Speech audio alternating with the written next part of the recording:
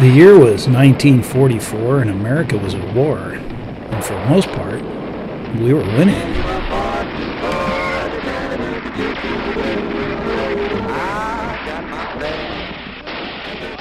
On the home front, people worked in factories, making war machines for wars in Europe and in Japan. 24 Liberator rose from the assembly line, plastered with the signatures of the workers who built her.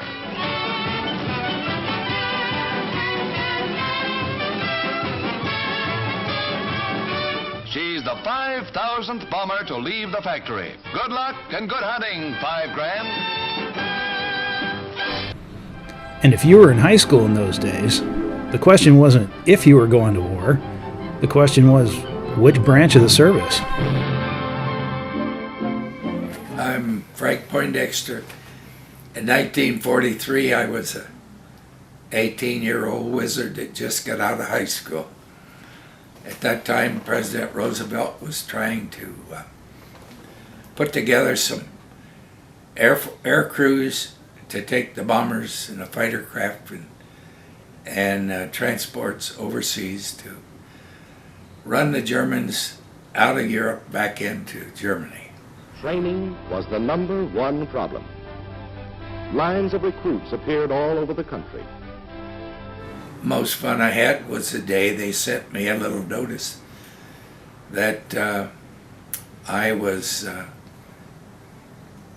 required to report for active duty about 6 weeks after I graduated from high school.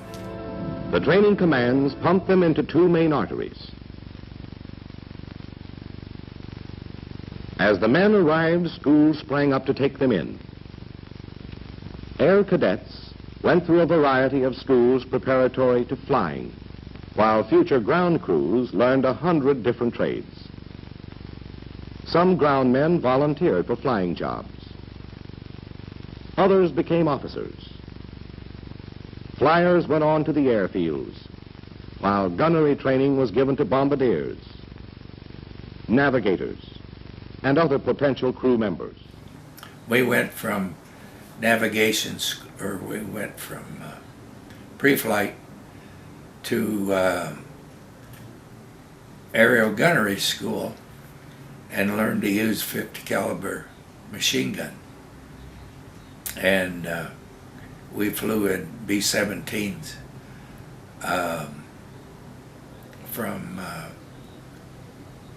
for about 6 weeks.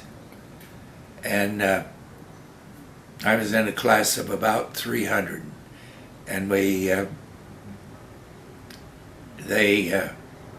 at the time were looking for some ball turret gunner replacements on the B-17. And of course I was going to be a navigator. Should have been on the front of the plane, but they stuffed me in a sheepskin flight suit and put me in a ball turret on a B-17. And out of 303 gunners in that class, I placed 3rd in air-to-air gunnery. And they were short of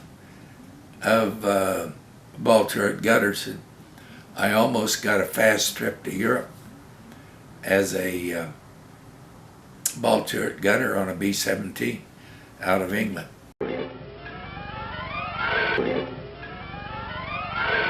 But I had signed up to be a navigator, so they shipped me off to navigation school at down in Texas, and I took a course in navigation for about 8 weeks. And at that time we got our wings, and we were classified flight officers and lieutenants when we got out of school. Gaining constantly in skill, individually trained men from 1,000 schools poured on schedule into the operational training units. Here at last, they become units of air power. and we were sent north to Fort Wayne, Indiana, to be matched up with flight crews to go overseas.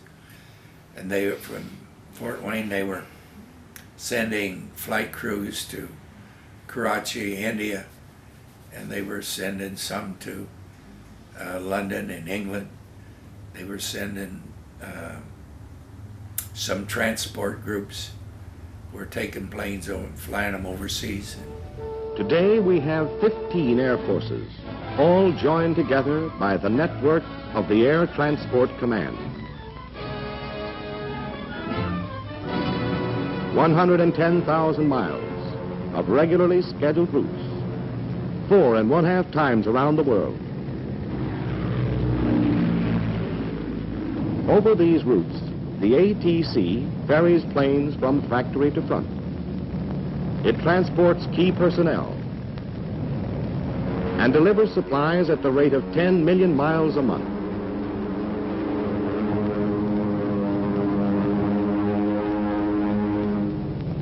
It will take anywhere, anything that can possibly fit into a plane.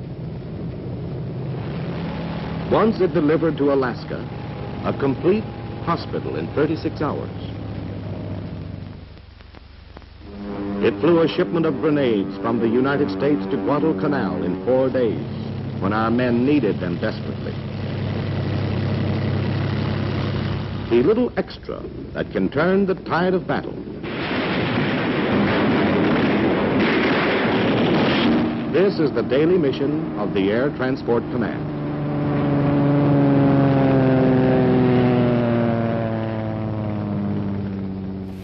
While I was at Fort Wayne in 1943, 44, I guess it was, I met the future Mrs. Poindexter, and we decided before I went overseas that we would get married, try to start our family, so we did. But as they were a little short of flight crews, we were married on December 2nd, 1944, and we left to go overseas on December 13th. We were flying over a bunch of new C-47s.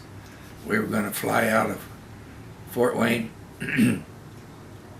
and we were going to Miami, and from Miami to Puerto Rico to Trinidad, and then we flew south into French Guiana in South America. And from there we took off and flew over the mouth of the Amazon River to a town called Fortaleza, which was on the extreme eastern coast of Brazil in South America. Yanks, led by General Eisenhower, were well prepared to celebrate Independence Day on the firing line in France. And there was a special message for the head Nazi. As noon approached on the glorious 4th, General Omar Bradley let loose the first greeting to the Germans.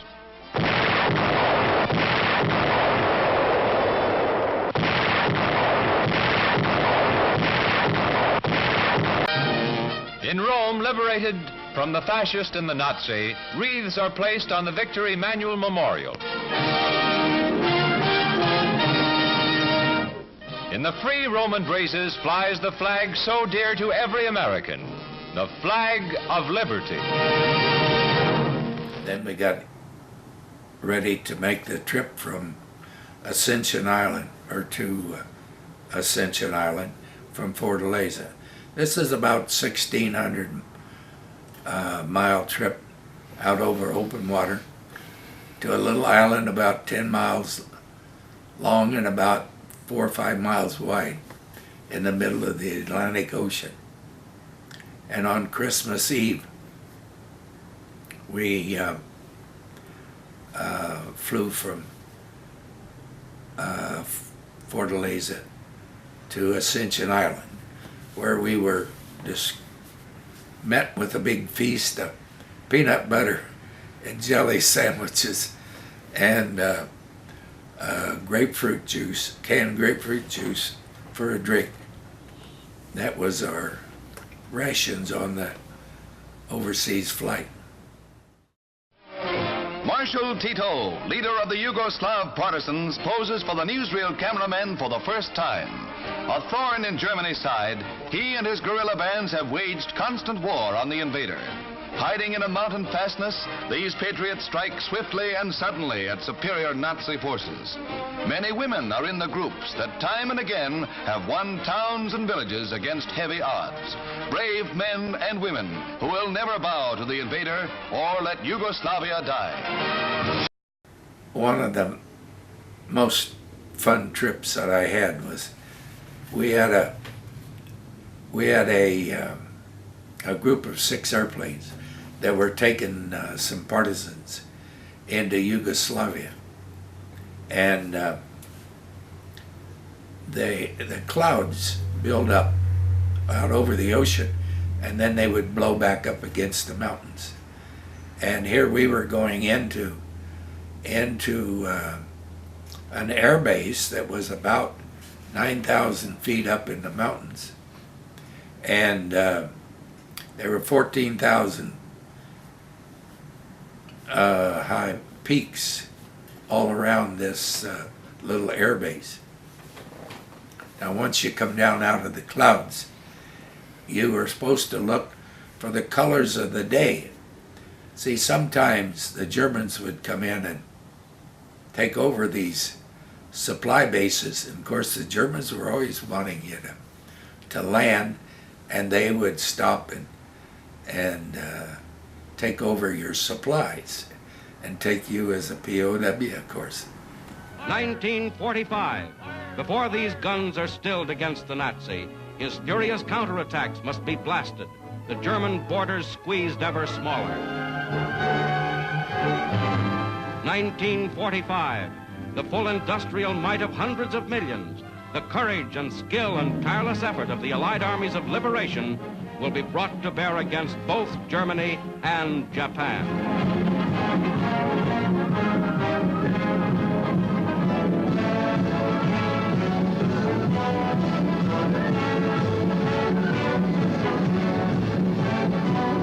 This, for Allied fighting men, will be a new and shining year. So we assembled about 100 C-47s, and we had some Horsa gliders and some C-5As with glider troops in them. We parked these along the edge of the runway. This was a bomber base at Foggia, Maine, over on the east coast of Italy. And so the bombers took off, and they went up north to bomb these, around these areas. There were several squadrons of bombers that took off, and they got shot up pretty bad. Several of them did. And as they came back to Foggia, Maine, to land that morning, most of us were down in the headquarters getting briefing on when we were leaving and just what was going to go on, and a sequence of things. One of the bombing missions handed out that day was to bomb a railroad bridge at Padua, Italy, to try to cut off the Germans' retreat. One of the planes assigned to that mission was tail number 446756, a plane called Clancy's Crew.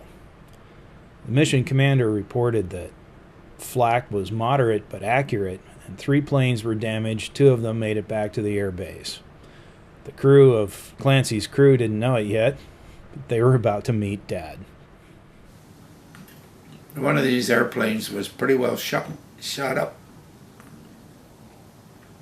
and it went to land on a landing strip, and one of the main landing gears collapsed, and one of the engines ran away and was going too fast, and the plane took off. It was landing on the runway, and it made about a 90-degree turn and went right into a group of C-47s sitting right along the edge of the runway. It made quite a fire, quite a mess. Everybody got out of the flight crew of the bomber, except 2 that were shot in the air on the mission. We lost 1 flight crew. They were playing cards, and the bomber hit their C-47, and everybody perished in that crew.